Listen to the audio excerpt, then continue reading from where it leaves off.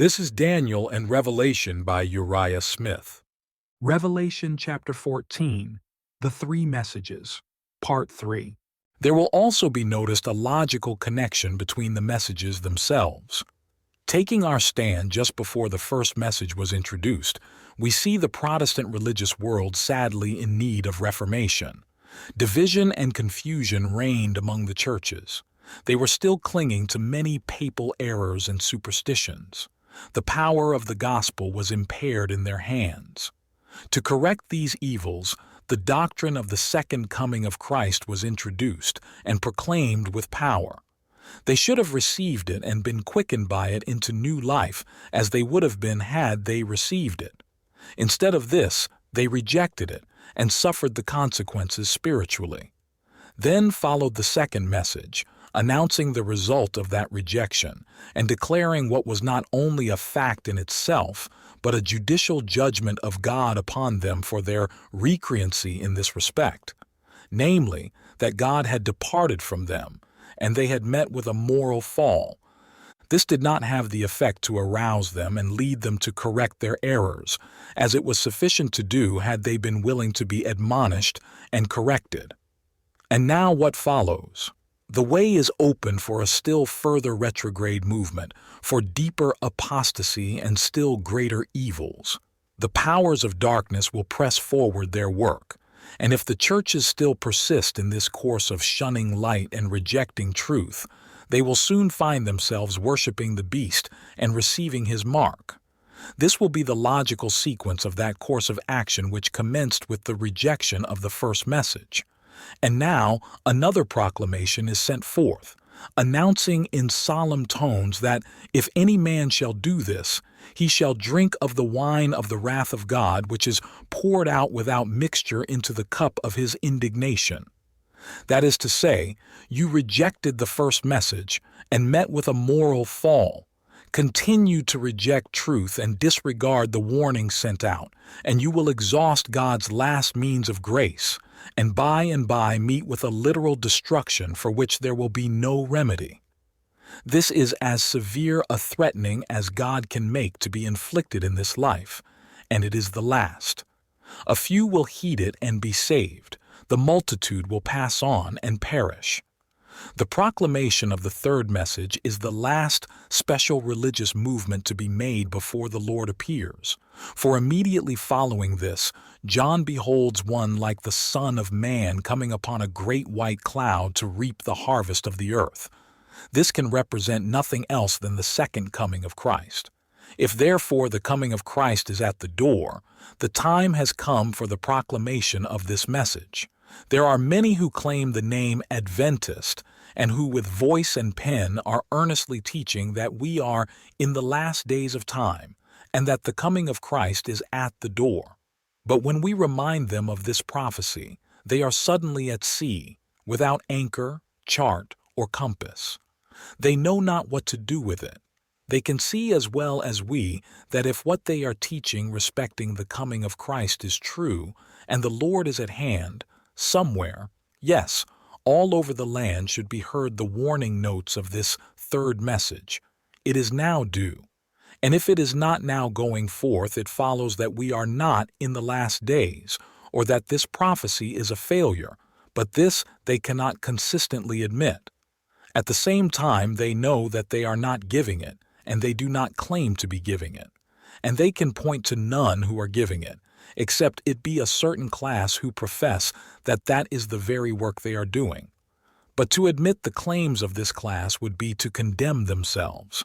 Their perplexity would be deserving of commiseration, were it not that those who will accept an embarrassing dilemma rather than acknowledge the truth are not justly entitled to much sympathy. The arguments on the two preceding messages fix the chronology of the third and show that it belongs to the present time. But, as in the case of the former, the best evidence in behalf of the proposition that the message is now going to the world is to be able to point to events which demonstrate the fulfillment. Having identified the first message as a leading proclamation with the Great Advent movement of 1840 through 44, and having seen the fulfillment of the second message in connection with that movement in the latter year, let us look at what has transpired since that time.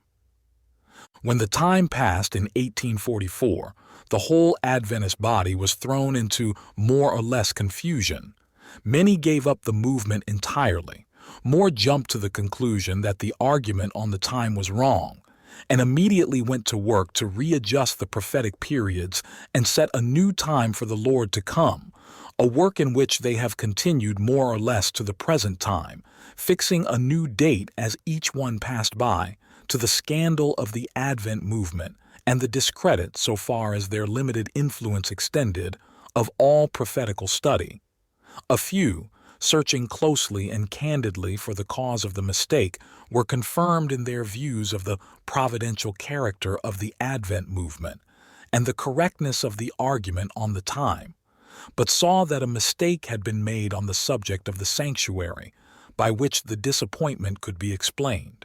They learned that the sanctuary was not this earth, as had been supposed, that the cleansing was not to be by fire, and that the prophecy on this point did not involve the coming of the Lord at all. They found in the Scriptures very clear evidence that the sanctuary referred to was the temple in heaven, which Paul calls the sanctuary, the true tabernacle, which the Lord pitched and not man, and that its cleansing, according to the type, would consist of the final ministration of the priest in the second apartment or most holy place. They then saw that the time had come for the fulfillment of Revelation 11:19, and the temple of God was opened in heaven, and there was seen in his temple the ark of his testament. Having their attention thus called to the ark, they were naturally led to an examination of the law contained in the ark. That the ark contained the law was evident from the very name applied to it. It was called the ark of his testament, but it would not have been the ark of his testament, and it could not have been so called, had it not contained the law. Here, then, was the ark in heaven, the great antitype of the ark which, during the typical dispensation, existed here on earth, and the law which this heavenly ark contained must consequently be the great original, of which the law on the tables in the earthly ark was but a transcript or copy. And both must read precisely alike, word for word, jot for jot, tittle for tittle. To suppose otherwise would involve not only falsehood, but the greatest absurdity. That law, then, is still the law of God's government, and its fourth precept, now as in the beginning, demands the observance of the seventh day of the week as the Sabbath. No one who admits the argument on the sanctuary pretends to dispute this point. Thus the Sabbath reform was brought to view, and it was seen that whatever had been done in opposition to this law, especially in the introduction of a day of rest and worship which destroyed the Sabbath of Jehovah, must be the work of the papal beast, that power which was to oppose God and try to exalt himself above him. But this is the very work in reference to which the third angel utters his warning. Hence, it began to be seen that the period of the third message synchronizes with the period of the cleansing of the sanctuary, which began with the ending of the 2300 days in 1844, and that the proclamation is based on the great truths developed by this subject. Thus the dawning light of the third message rose upon the church. But they saw at once that the world would have a right to demand of those who professed to be giving that message an explanation of all the symbols which it contains, the beast, the image, the worship, and the mark.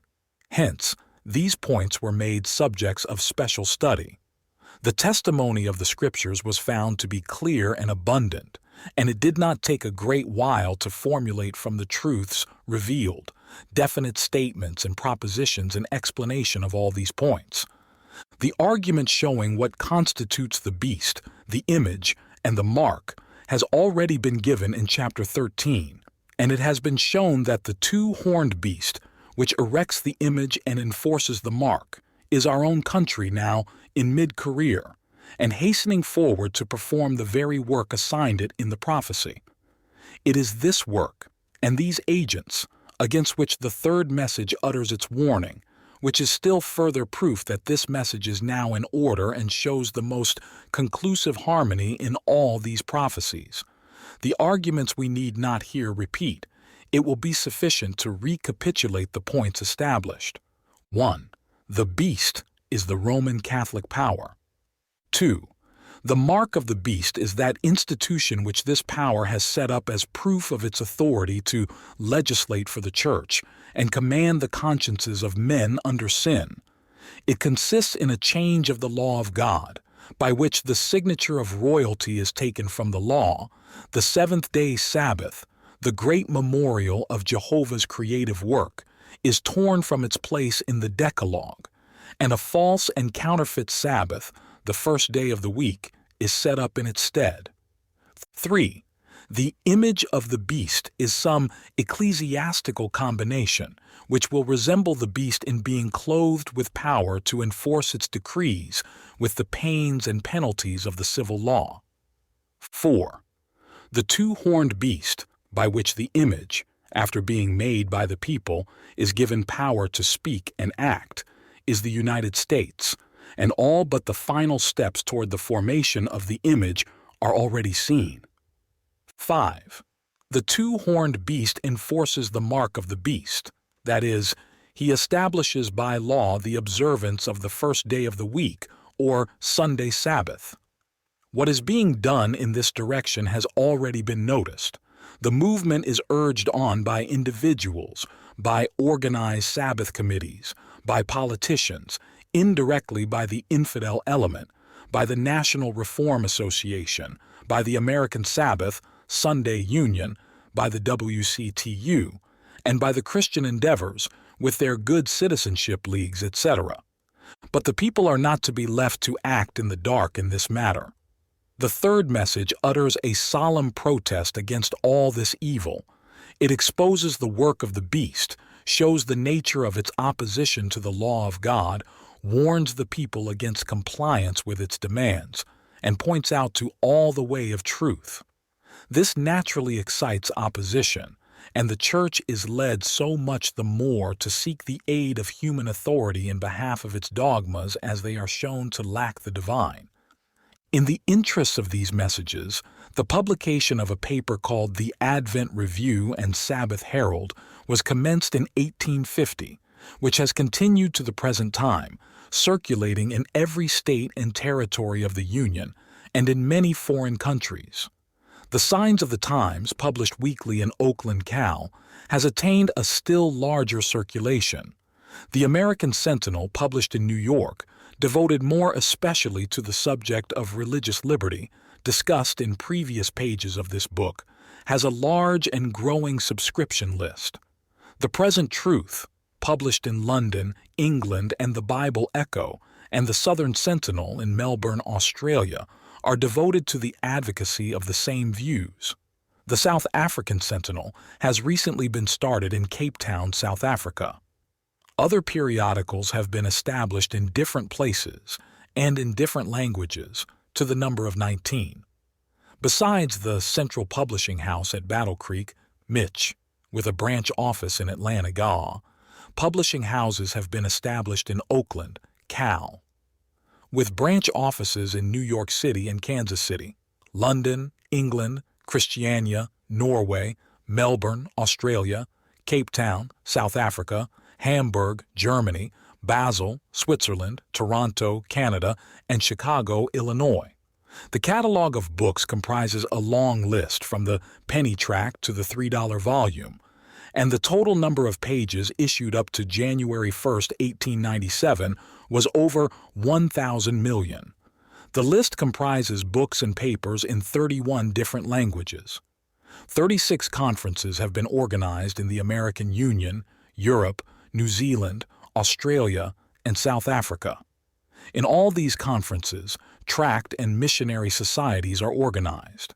Hundreds of ministers and evangelists are proclaiming the principles of this message all around the world. This is a beginning and a promise of greater things. This movement is at least a phenomenon to be explained. We have found movements which fulfill most strikingly and accurately the first and second messages.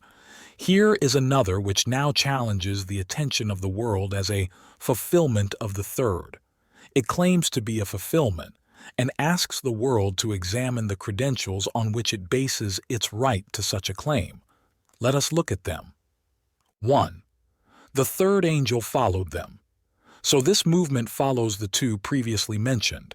It takes up and continues the promulgation of the truths they uttered, and adds to them what the third message involves besides. 2.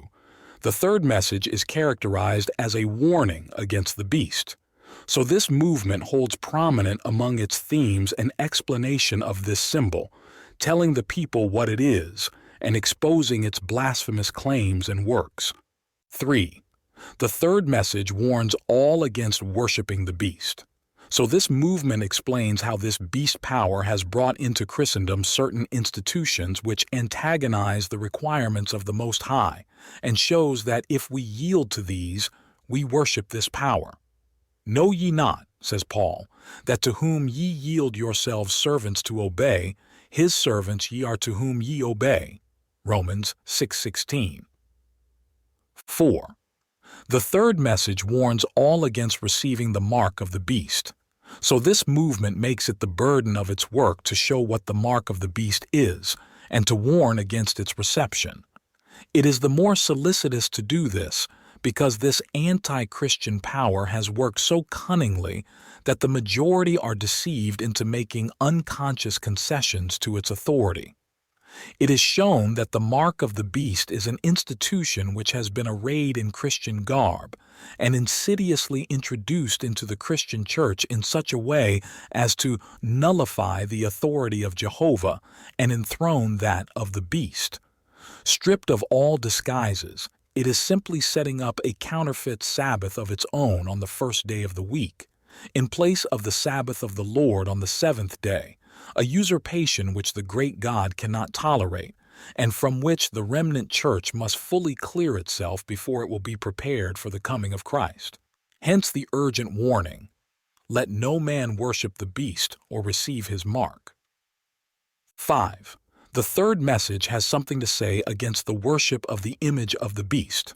So this movement speaks of this subject also, telling what the image will be, or at least explaining the prophecy of the two-horned beast, which makes the image, showing that it is our own government, that here the image is to be formed, that the prophecy concerns this generation, and that it is evidently on the very verge of fulfillment.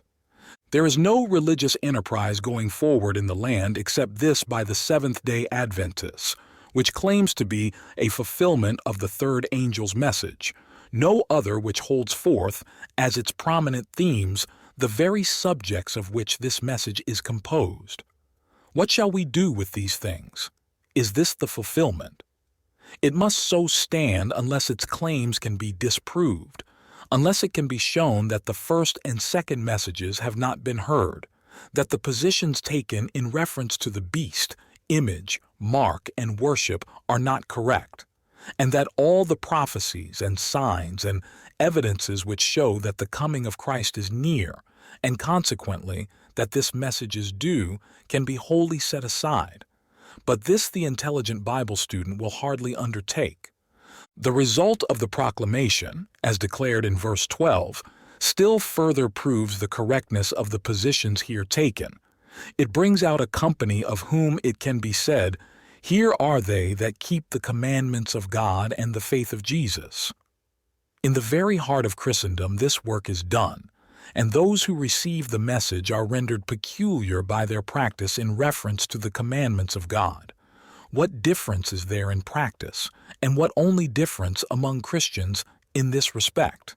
Just this. Some think that the fourth commandment is kept by devoting the first day of the week to rest and worship. Others claim that the seventh day is the one set apart to such duties, and accordingly spend its hours in this manner, resuming on the first day their ordinary labor.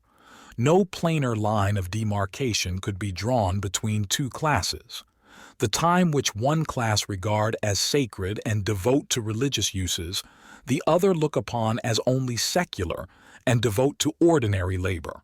One class are devoutly resting, the other zealously laboring. One class, pursuing their worldly vocations, find the other class withdrawn from all such pursuits, and the avenue of commercial intercourse abruptly closed. Thus, for 2 days in the week, these two classes are kept apart by difference of theory and practice in regard to the fourth commandment. On no other commandment could there be so marked a difference. The message brings its adherents to the seventh day, for in this way only are they made peculiar, inasmuch as an observance of the first day would not distinguish a person from the masses who were already observing that day when the message was introduced. And in this we find still further evidence that Sunday keeping is the mark of the beast. For the message, presenting as its chief burden a warning against receiving the mark of the beast, will of course bring its adherents to discard that practice which constitutes the mark, and to adopt the opposite.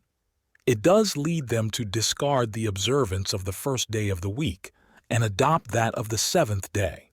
In view of this, it is at once seen that there is here more than an inference that Sunday keeping is the mark of the beast against which it warns us, and the observance of the seventh day, to which it leads us, is its opposite. This is in harmony with the argument on the seal of God, as given in chapter 7.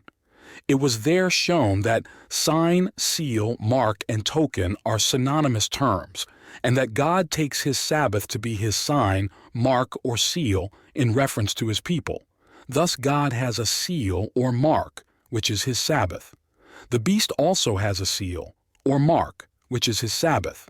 One is the seventh day.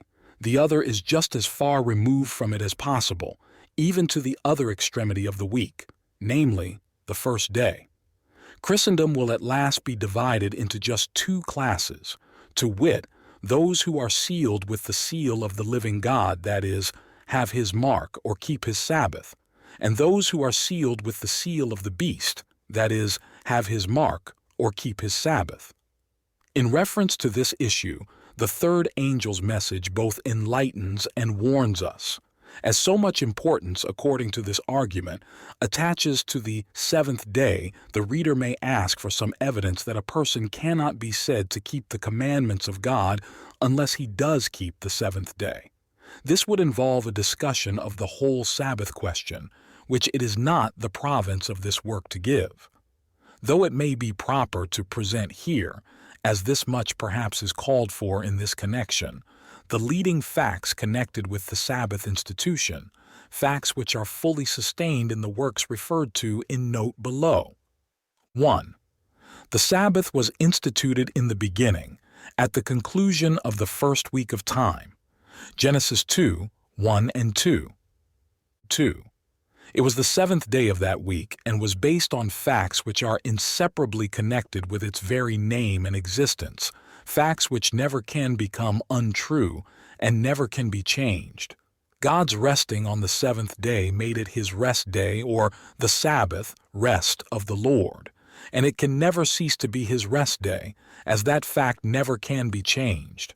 He sanctified or set apart the day then and there, the record states, and that sanctification can never cease, unless it be removed by an act on the part of Jehovah as direct and explicit as that by which he placed it upon the day in the beginning.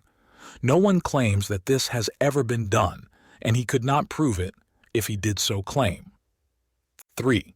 The Sabbath has nothing in it of a typical, shadowy, or ceremonial nature, for it was instituted before man sinned, and hence belongs to a time when, in the very nature of things, a type or shadow could not exist. 4. The laws and institutions which existed before man's fall were primary in their nature.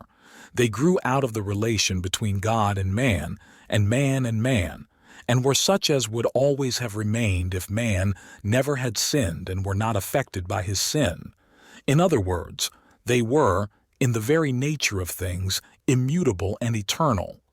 Ceremonial and typical laws owed their origin to the fact that man had sinned, as they never would have existed had this never been a fact. These were from dispensation to dispensation subject to change, and these only, were abolished at the cross. The Sabbath law was a primary law and therefore immutable and eternal. 5. The sanctification of the Sabbath in Eden renders its existence certain from creation to Sinai. Here it was placed in the very bosom of the Decalogue as God spoke it with an audible voice, and wrote it with his finger on tables of stone, circumstances which forever separate it from ceremonial laws and place it among the moral and eternal. 6. The Sabbath is not indefinite, any seventh day after 6 of labor. The law from Sinai, Exodus 28 through 11, makes it as definite as language can make it. The events that gave it birth, Genesis 2, 1 through 3, confine it to the definite seventh day, and the 6,240 Sabbath miracles in the wilderness, 3 each week for 40 years, namely, 1. A double portion of manna on the 6th day, 2. The preservation of the 6th-day manna on the 7th day, and 3. None on the 7th day, see Exodus 16, show that it is one particular day and not simply a proportion of time. To claim otherwise would be like claiming that Washington's birthday or Independence Day was only a 365th part of a year and might be celebrated on any other day as well as the day upon which it occurred. 7. The Sabbath is a part of that law which our Lord openly declared that he came not to destroy. On the other hand, he most solemnly affirmed that it should endure in every jot and tittle while the earth should continue. Matthew 5:17 through 20. 8. It is a part of that law which Paul declares is not made void but established by faith in Christ. Romans 3:31. The ceremonial or typical law, which pointed to Christ and ceased at the cross, is made void or superseded by faith in him. Ephesians 2:15. 9. It is a part of that royal law, a law pertaining to the King Jehovah, which James declares is a law of liberty, and which shall judge us at the last day. God does not have different standards of judgment for different ages of the world. James 2:11 and 12. 10. It is the Lord's Day of Revelation 1:10. See argument on that verse. 11. It appears as the institution in reference to which a great reform is predicted in the last days. Isaiah 56, 1 and 2 compared with 1 Peter 1, 5. Under this head would also come the message under consideration. 12. And in the new creation, the Sabbath, true to its origin and nature, again appears, and will thenceforward shed its blessings upon God's people through all eternity. Isaiah 66, 22 and 23. Such is a brief synopsis of some of the arguments to show that the Sabbath law has been in no wise relaxed, and the institution in no way changed, and that a person cannot be said to keep the commandments of God unless he keeps it. To have to do with such an institution is a high honor. To pay heed to its claims will prove an infinite blessing, the punishment of beast worshippers. These shall be tormented with fire and brimstone in the presence of the holy angels and of the Lamb. When is this torment inflicted? Chapter 19:20 shows that at the second coming of Christ there is a manifestation of fiery judgments which may be called a lake of fire and brimstone, into which the beast and false prophet are cast alive. This can refer only to the destruction visited upon them at the commencement, not at the end of the 1,000 years. Again, there is a remarkable passage in Isaiah to which we are obliged to refer in explanation of the phraseology of the threatening of the third angel, and which unquestionably describes scenes to take place here at the second advent and in the desolate state of the earth during the 1,000 years following. That the language in the Revelation was borrowed from this prophecy can hardly fail to be seen. After describing the Lord's anger upon the nations, the great slaughter of their armies, the departing of the heavens as a scroll, etc., the prophet says, "For it is the day of the Lord's vengeance, and the year of recompenses for the controversy of Zion.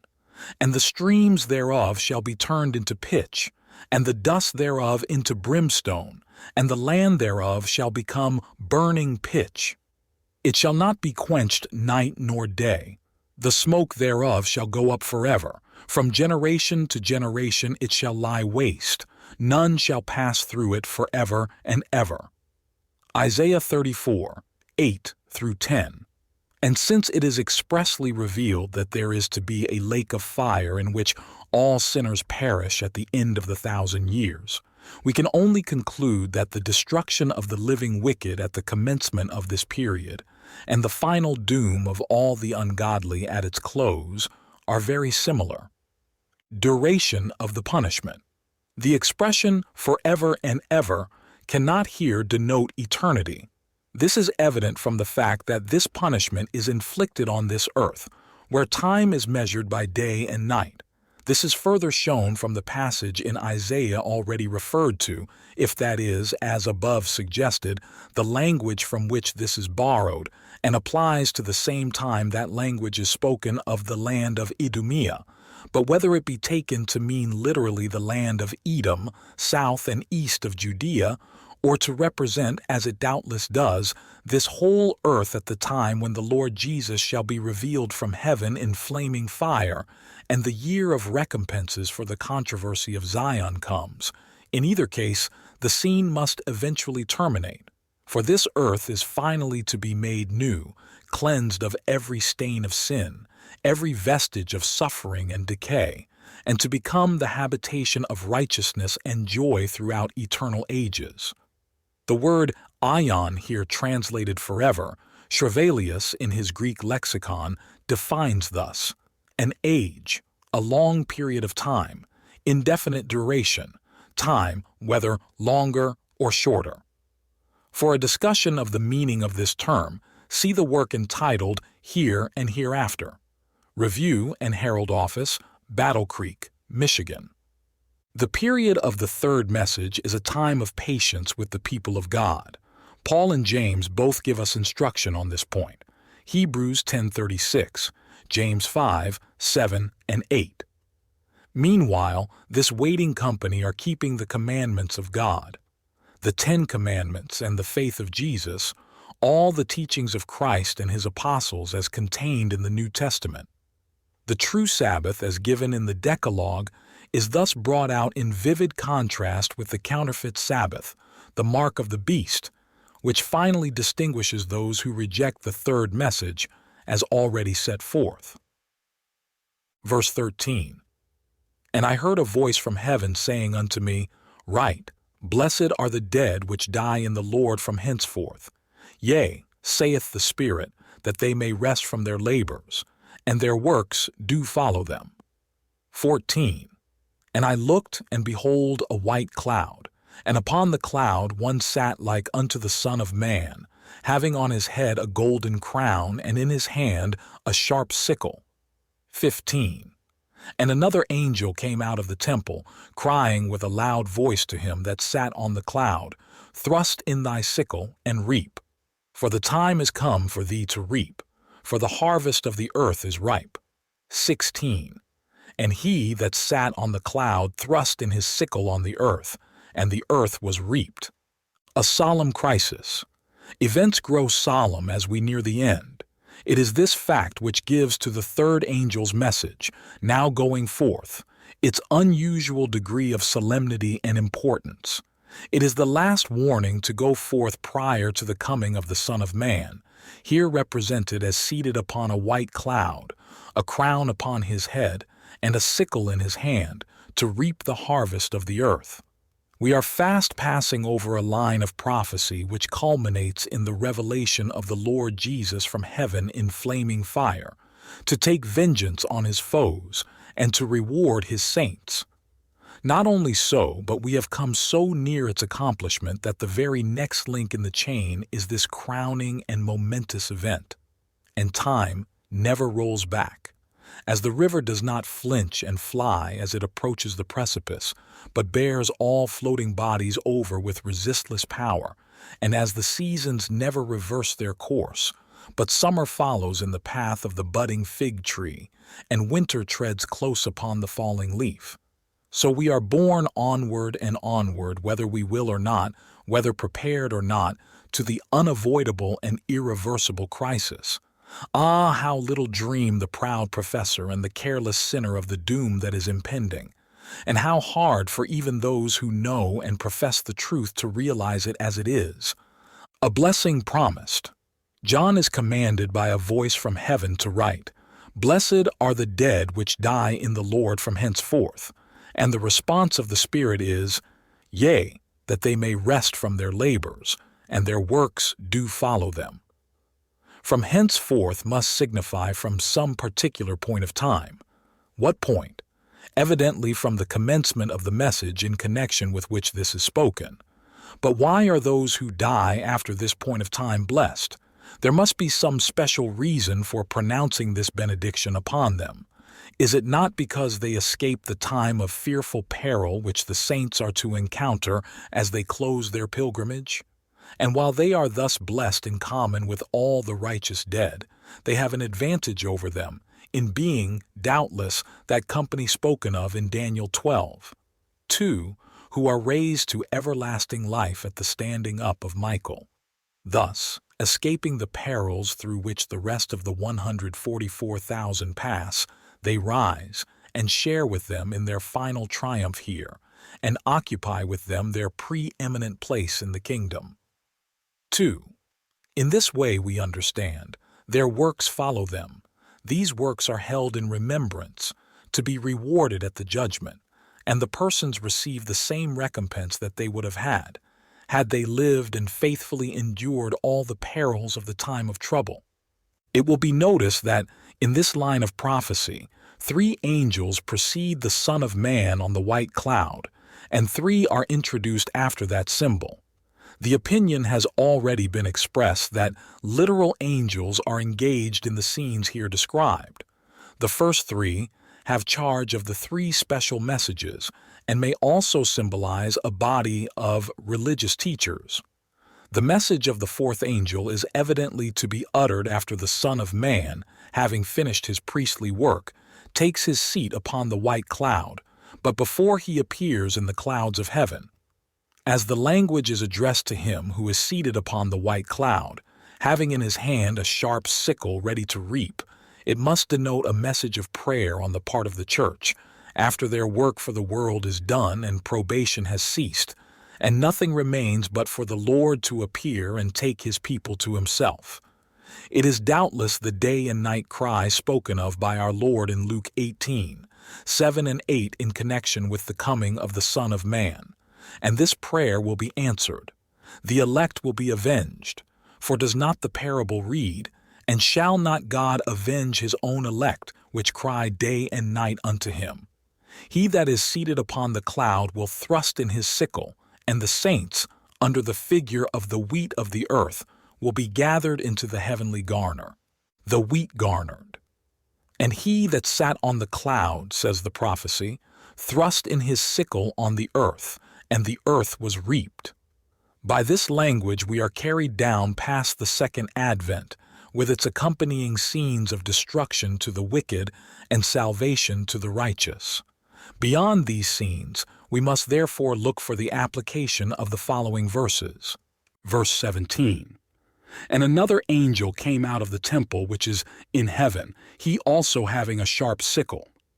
18.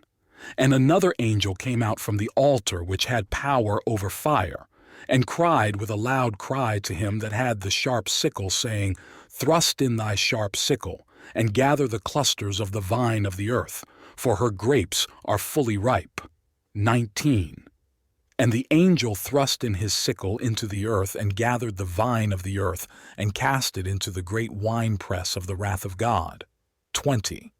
"And the winepress was trodden without the city, and blood came out of the winepress, even unto the horse bridles by the space of 1,600 furlongs."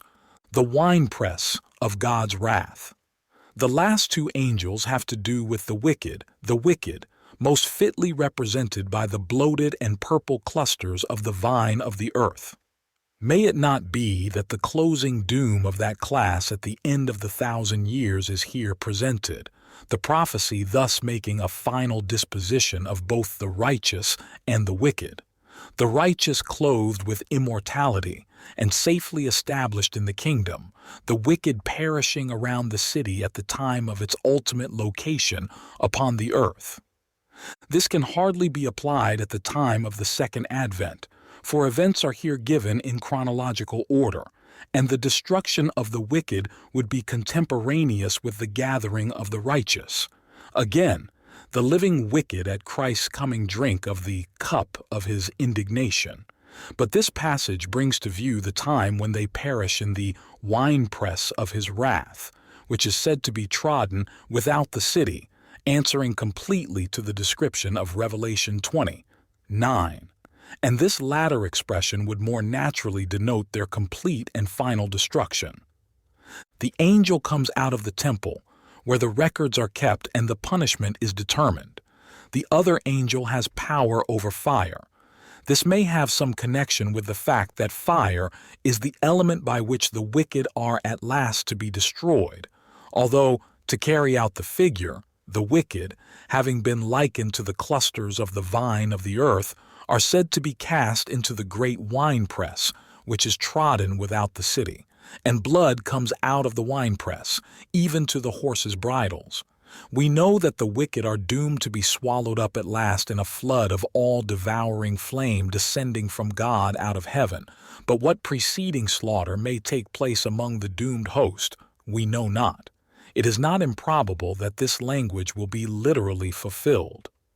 As the first four angels of this series denoted a marked movement on the part of the people of God, the last two may denote the same, for the saints are to have some part to act in meting out and executing the final punishment of the wicked.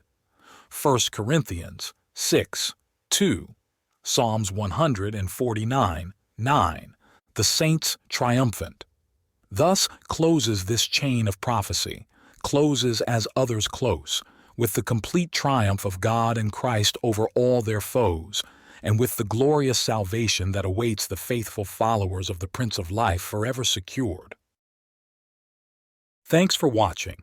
Please like, subscribe, or share with anyone you think might be willing to hear these precious truths. God bless.